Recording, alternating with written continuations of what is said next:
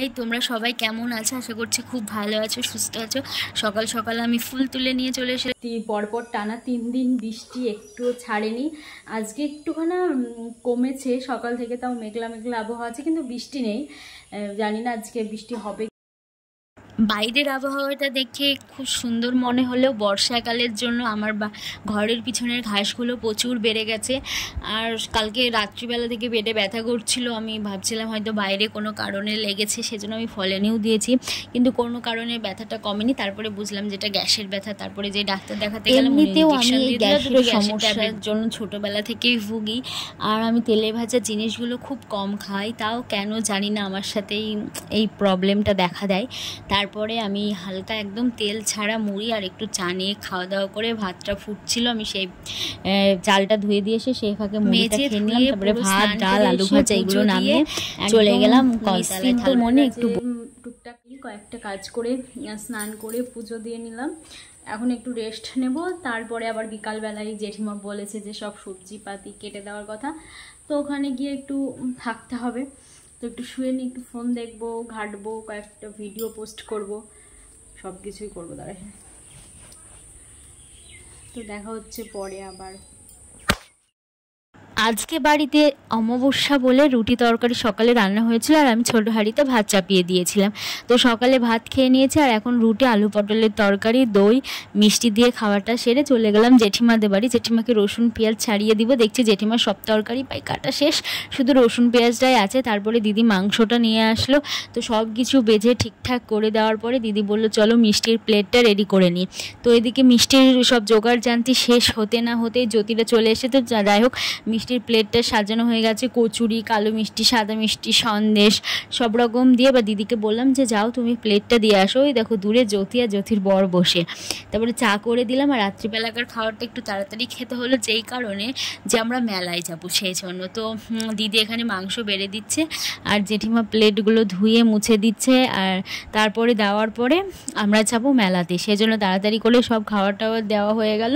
গিয়ে আগে রেডি হয়ে নিই, এদিকে এরা ততক্ষণ খেয়ে নিই, আমরা এসে খাবো মেলা থেকে। তো ওদের খাওয়া দাওয়াও শেষ, আমরা গিয়ে একদম শাড়ি টাড়ি পরে চলে এসেছি। এ দেখো জ্যোতি একদম রেডি হয়ে বাড়ি চলে যাচ্ছে। ওই দিক থেকে ও মেলা দেখে বাড়ি চলে যাবে, আর আমরা এদিক থেকে মেলা দেখে বাড়ি চলে আসব।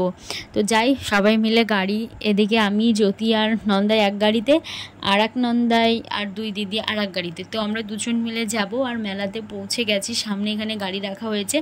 এবার এখান থেকে মেলাটা টুকটাক ঘুরবো। আর খুব সুন্দর সুন্দর জিনিস ছিল দেখে, পুরো ঘর সাজানো, ফুলদানিগুলো খুব সুন্দর। আর এখানে অল্প মেলা বলে বেশি দাম বলছিল জিনিসপত্র, তাই বেশি কিছুই নিইনি। আমি কোনো কিছুই নিইনি, একটা জিনিসও নিইনি। সবাই নিয়েছিল চশমা টশমা, অনেক কিছু নিয়েছিল সবাই, কিন্তু আমি নিইনি।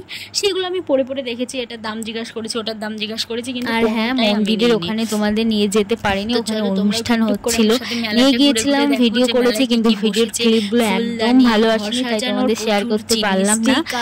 ওখান থেকে ঘুরে চলে আসার পরে এখানে মেলাতে টুকটাক করে দেখছো প্রজাপতির স্টিকারগুলো বলছিলাম যে নেওয়ার কথা, কেউ বলছিল না যে নেব, সবাই বলছে না থাক নেব না, অন্যদিন নিলে হবে। এখানে ক্লিপ, 5টা ক্লিপ 10 টাকা, খুব সস্তায়, কিন্তু ক্লিপগুলো একদম বাজে। তারপর ওখান থেকে পাঁশকুড়ার চপ খাওয়ার কথা বলেছিল, আমি খাইনি। আমি বললাম চলো ওখান থেকে মেলা দেখে দূরে যে একটা আইসক্রিম দেখা যাচ্ছে সেখানে গিয়ে একটা আইসক্রিম নিয়ে গিয়ে। তো সবাই মিলে গিয়ে সবার মনের মতন আইসক্রিম নেওয়া হচ্ছিলো। প্রথমে বললো কর্নাটো খাবো, তো কর্নাটো নেওয়ার জন্য কাকুকে বলা হলো যে প্যাকেট করতে। তারপরে সবার মন ঘুরে গিয়ে মনে হলো যে বাটার কস, বাটির আইসক্রিমগুলো খাই, তো সেটাই খাওয়া হলো। তারপরে আমাকে ডবল খেতে হয়েছে, বর্নিটা সমেত, ও খায় না তবুও নিয়েছে। তো ওখান থেকে খাওয়ার পর জামাইবাবু বললো যে চলো এবার ফুচকার দোকানে যাই। আর এদিকে বাটার কস আইসক্রিম খাইয়ে জ্যোতি আর জ্যোতির বর বাড়ি চলে গেল। তারপরে ফুচকার দোকানে গিয়ে দেখে আলু মাখা শেষ। তো কাকু প্রায় আধ ঘন্টা মতন আমাদের দাঁড় করিয়ে রেখে আলু মাখছিল। তারপরে যাই হোক ফুচকাটা খাওয়ার পরে এসে চশমা টশমা দেখে বাড়ি রওনা দিলাম। তো সবাই মিলে চলো এদিকে বন্নিকে আর পরমকে টুক করে দেখে নাও ওদের চশমা পরে কেমন লাগছে। তো তারপরে বাড়ি চলে এসেছি, এসে দেখছি জ্যোতি দই ক্ষীরমালাই নিয়ে এসেছে, তো সেটাই বাবাকে আর ওকে দুজনকে দিয়ে দিলাম। তারপরে আমরা রাত্রিবেলা খাওয়া দাওয়া শেষ করে নিলাম। তো যাই হোক ভিডিওটা কেমন লাগলো অবশ্যই কমেন্ট করে জানিও, ভালো লাগলে অবশ্যই লাইক কমেন্ট শেয়ার